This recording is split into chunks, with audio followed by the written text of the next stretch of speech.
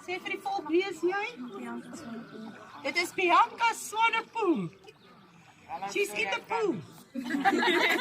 To wash up the swanne. Bianca vandag, die ou Bianca. En dit was maar 'n woelige Bianca as ek so in die gees gaan dink. 'n bietjie rebelse Bianca gewees, maar die Here sê alles word vandag afgewas en so. En jy staan op as 'n nuwe skepsel so vir en ek bly in jou. Vir die hartklop verskriklik. Bianca Swanepoel is my voorreg om dit te doen vandag. In die naam van die Vader, ons en die Heilige Gees.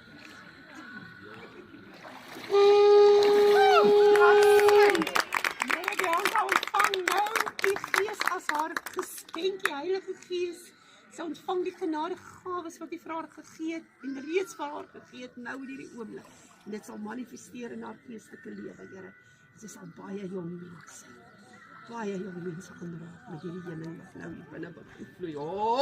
Dan die Here Jesus. Is dit julle babie? Wat doen julle? Okay, dank.